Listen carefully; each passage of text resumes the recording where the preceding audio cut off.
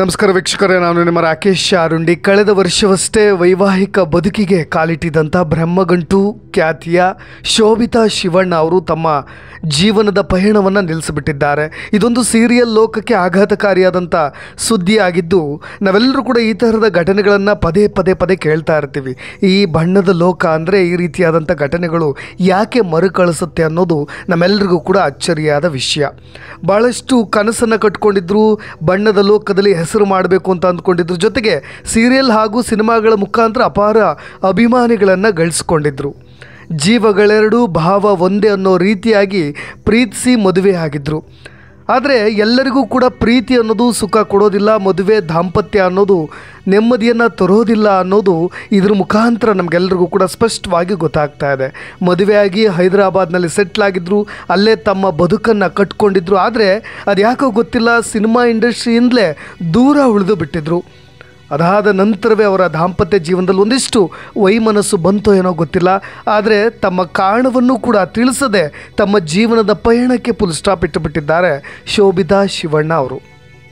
ನಾವೆಲ್ಲರೂ ಕೂಡ ಅಂದ್ಕೊಳ್ತೇವೆ, ಹದಿಹರೆಯದ ವಯಸ್ಸಿನಲ್ಲಿ ಬಾಹ್ಯ ಆಕರ್ಷಣೆ, ಪ್ರೀತಿ ಇವೆಲ್ಲವೂ ಕೂಡ ನಮ್ಮನ್ನು ಎಲ್ಲೋ ನರಳಾಟಕ್ಕೆ ತಳ್ಳಿಬಿಡುತ್ತೆ ಅಂತ, ಉಸಿರುಗಟ್ಟಿದ ವಾತಾವರಣಕ್ಕೆ ತಳ್ಳಿಬಿಡುತ್ತೆ ಅಂತ.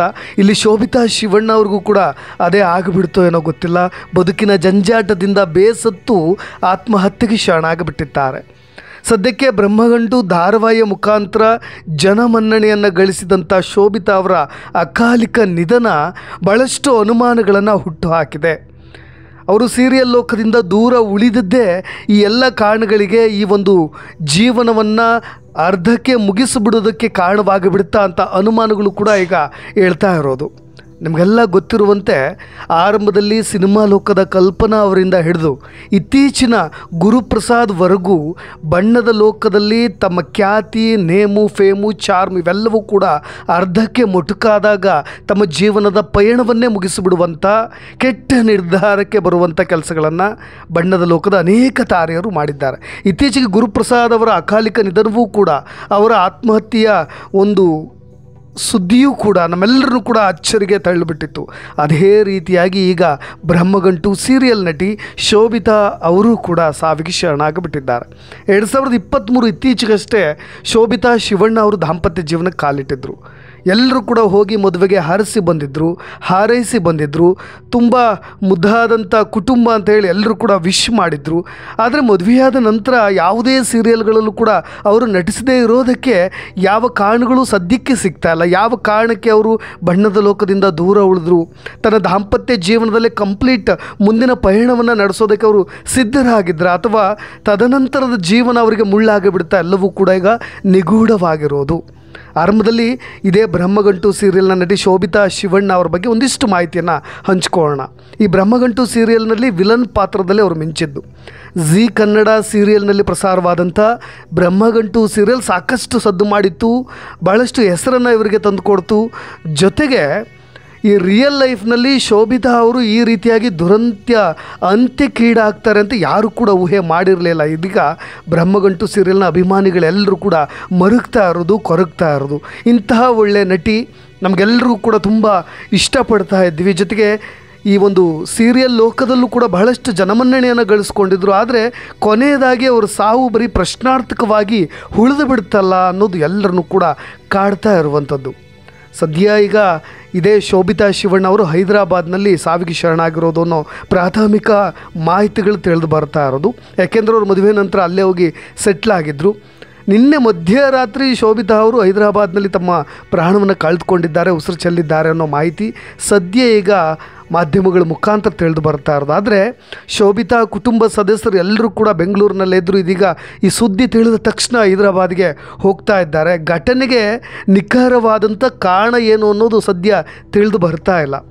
ಆದರೆ ನಮ್ಮೆಲ್ಲರಿಗೂ ಕೂಡ ಕುತೂಹಲ, ಸದ್ಯದ ಮಾಹಿತಿ, ಶೋಭಿತಾ ಗಂಡ ಯಾರು, ಜೊತೆಗೆ ಯಾವ ಕಾರಣಕ್ಕೆ ಇವರಿಬ್ಬರ ನಡುವೆ ನಾವು ಇನ್ಸ್ಟಾಗ್ರಾಮ್ ಪೋಸ್ಟ್ಗಳನ್ನು ನೋಡೋದಾಗಿರ್ಬೋದು ಅಥವಾ ಬೇರೆ ಮಾಹಿತಿಗಳನ್ನು ನೋಡೋದಾಗಿರ್ಬೋದು, ಶೋಭಿತಾ ಅವರಿದ್ದಾರಲ್ಲ, ಯಾವುದೇ ಒಂದು ಪೋಸ್ಟ್ಗಳನ್ನು ಗಂಡನ ಜೊತೆಗೆ ಹೆಚ್ಚಾಗಿ ಶೇರ್ ಮಾಡೋದನ್ನು ತುಂಬ ನಿಲ್ಲಿಸಿಬಿಟ್ಟಿದ್ರು. ಮದುವೆಯಾದ ನಂತರವಷ್ಟೇ ಅವರಿಬ್ಬರು ಎಲ್ಲೋ ಸುತ್ತಾಡೋದಾಗಿರ್ಬೋದು, ಜೊತೆಗೆ ಔಟ್ ಗೋಯಿಂಗ್ ಆಗಿರ್ಬೋದು, ಯಾವುದೇ ಒಂದು ಸ್ಥಳಗಳಿಗೆ ಹೋಗಿ ಅಲ್ಲಿ ನಿಂತ್ಕೊಂಡು ಯಾವುದೋ ಒಂದು ಸೆಲ್ಫಿ ಕ್ಲಿಕ್ಸರೋ ಫೋಟೋಗಳನ್ನು ಯಾವುದನ್ನು ಕೂಡ ಅವರು ಶೇರ್ ಮಾಡ್ತಾ ಇರಲಿಲ್ಲ. ಹಾಗಾಗಿ ದಾಂಪತ್ಯದಲ್ಲಿ ಏನೋ ಬಿರುಕಿರಬಹುದು ಅನ್ನೋ ಮಾತುಗಳಿಗೆ ಸದ್ಯ ಕೇಳಿಬರ್ತಾ ಇರೋದು. ಶೋಭಿತಾ ಶಿವಣ್ಣ ಅವರು ಮೂಲತಃ ಸಕಲೇಶ್ಪುರದವರು.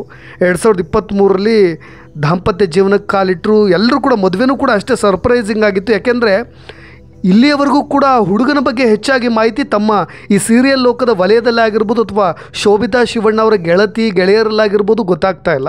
ಯಾರು ಕೂಡ ಹೆಚ್ಚಿನ ಮಾಹಿತಿಯನ್ನು ಕೊಡ್ತಾ ಇಲ್ಲ ಹುಡುಗನ ಕುರಿತಾಗಿ. ಹೈದರಾಬಾದ್ ಮೂಲದ ಹುಡುಗನಾಗಿದ್ದ ಕಾರಣ ಹೆಚ್ಚಿನ ಮಾಹಿತಿ ಕರ್ನಾಟಕದಲ್ಲ ಇರೋ ಕಲಾವಿದರಿಗೂ ಕೂಡ ಹೆಚ್ಚಾಗಿ ಗೊತ್ತಾಗ್ತಾ ಇಲ್ಲ. ನಿನ್ನೆ ಅವರು ಸಾವಿಗೆ ಶರಣಾಗೋ ಮುನ್ನವಷ್ಟೇ ಚಂದವಾಗಿರೋ ಒಂದು ಫೋಟೋವನ್ನು ನಗ್ತಾ ಇರೋ ಫೋಟೋವನ್ನು ಕೂಡ ಹಾಕ್ಕೊಂಡಿದ್ರು. ಅದರಲ್ಲಿ ಯಾವುದೇ ಲೈನ್ಸ್ಗಳನ್ನು ಕೂಡ ಹಾಕ್ಕೊಂಡಿಲ್ಲ. ಇಲ್ಲದೇ ಇದ್ದಿದ್ದರೆ ಅವರು ಒಂದು ಸ್ವಲ್ಪ ಮಾನಸಿಕ ಖಿನ್ನತೆಗೆ ಒಳಗಾಗಿದ್ರೇನೋ ಅನ್ನೋದನ್ನು ನಾವು ಗೆಸ್ ಮಾಡ್ಬೋದಿತ್ತು. ಆದರೆ ಈ ಸಾವಿನ ಕಾರಣವನ್ನು ಕೂಡ ಗುಟ್ಟಾಗಿ ಇಟ್ಬಿಟ್ರಲ್ಲ ಅಂತ ನಮ್ಮೆಲ್ಲರಿಗೂ ಕೂಡ ಈಗ ಆ ಸುದ್ದಿ ಬಹಳಷ್ಟು ಜನರಿಗೆ ಕಾಡ್ತಾ ಇರೋದು. ಮೀನಾಕ್ಷಿ ಮದುವೆ ಧಾರಾವಾಹಿಯಲ್ಲೂ ಕೂಡ ಅವರು ಅಭಿನಯಿಸಿದರು. ಕೋಗಿಲೆ, ಗಾಳಿಪಟ, ಜೊತೆಗೆ ದೀಪವು ನಿನ್ನದೇ ಗಾಳಿಯೂ ನಿನ್ನದೇ ಧಾರಾವಾಹಿಯಲ್ಲೂ ಕೂಡ ಅವರು ಅಭಿನಯಿಸಿದರು. ಜೊತೆಗೆ ಇದೇ 2 ವರ್ಷಗಳ ಹಿಂದೆ ಅವರು ಮದುವೆಯಾಗಿ ಸೆಟ್ಲಾದ ನಂತರ ಯಾವುದೇ ಸೀರಿಯಲ್ನಲ್ಲೂ ಕೂಡ ಕಾಣಿಸ್ಕೊಳ್ಳಿಲ್ಲ, ಯಾವುದೇ ಸಿನಿಮಾಗಳಲ್ಲೂ ಕೂಡ ಕಾಣಿಸ್ಕೊಳ್ಳಿಲ್ಲ. ಇದೇ ಬಹಳಷ್ಟು ಜನರಿಗೆ ಗೊಂದಲಕ್ಕೆ ಈಡು ಮಾಡಿರೋದು.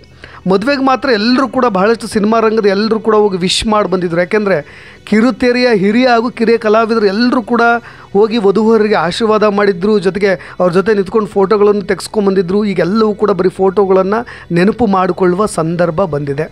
ಶೋಭಿತಾ ಅವರು ಮದುವೆಗೆ ಹಾಜರಾಗಿದ್ದು ಪ್ರಿಯಾಂಕಾ ಚಿಂಚೋಳಿ ಅವರು, ಸ್ವಾತಿ, ನಟಿ ವೀಣಾ ರಾವ್, ಜೊತೆಗೆ ದಮಯಂತಿ, ನಾಗರಾಜ್ ಸೇರಿದಂತೆ ಹಲವರು ಕೂಡ ಹೋಗಿ ಹಾಜರಾಗಿ ವಿಶ್ ಮಾಡಿ ಬಂದುಬಿಟ್ಟಿದ್ರು.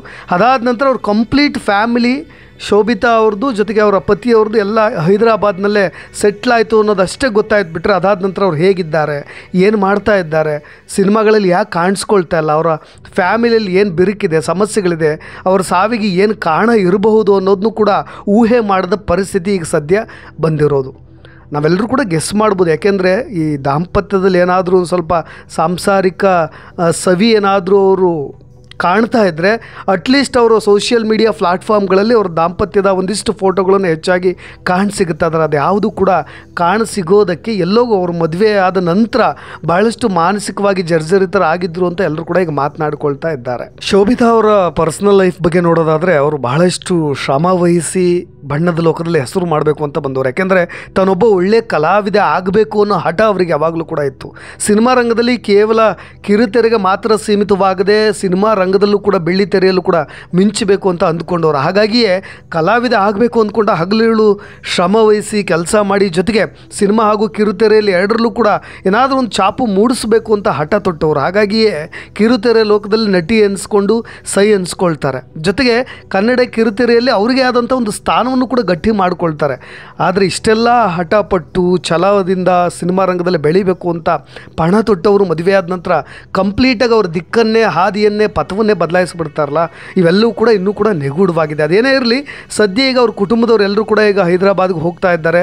ಅವರ ಸಾವಿಗೆ ಖಚಿತವಾದಂತಹ ಕಾರಣಗಳೇನು ಅನ್ನೋದು ಸದ್ಯಕ್ಕಷ್ಟೇ ಈಗ ಗೊತ್ತಾಗಬೇಕಾಗಿದೆ. ನೋಡೋಣ ಏನು ಕಾರಣಗಳಿರ್ಬೋದು ಅಂತ. ಆದರೆ ಬಹಳ ಕನಸನ್ನು ಕಟ್ಕೊಂಡು ತುಂಬ ದೂರಕ್ಕೆ ಸಾಗಬೇಕು ಅಂತ ಅಂದ್ಕೊಂಡವರು ಈಗ ಅರ್ಧಕ್ಕೆ ತಮ್ಮ ಜೀವನದ ಪಯಣವನ್ನು ಮುಗಿಸಬಾರ್ದಿತ್ತು. ಅದಕ್ಕೆ ಕಾರಣ ಅವ್ರ ಪತಿಯೋ ಅಥವಾ ಅಲ್ವೋ ಅಥವಾ ಇನ್ನೇನಾದರೂ ಪರ್ಸ್ನಲ್ ರೀಸನ್ಸ್ಗಳು ಇರ್ಬೋದಾ ಅಥವಾ ನಿಜವಾಗಲೂ ಕೂಡ ಅವರು ತಮ್ಮ ಪ್ರಾಣವನ್ನು ಅವರೇ ತೆಗೆದುಕೊಂಡಿದ್ದಾರೆ ಅಥವಾ ಇನ್ಯಾರು ಕಿರುಕುಳದಿಂದ ಬೇಸತ್ತು ಅಥವಾ ಇನ್ಯಾರು ಅವ್ರ ಪ್ರಾಣವನ್ನು ತೆಗೆದಿದ್ದಾರೆ, ಇವೆಲ್ಲವೂ ಕೂಡ ಇನ್ನಷ್ಟೇ ಗೊತ್ತಾಗಬೇಕಾಗಿದೆ. ಈ ಕುರಿತಾಗಿ ಇನ್ನಷ್ಟು ಅಪ್ಡೇಟ್ಸ್ಗಳೊಂದಿಗೆ ಮತ್ತೆ ಬರ್ತೀನಿ. ನಾನು ರಾಕೇಶ್ ಆರುಂಡಿ. ಧನ್ಯವಾದ.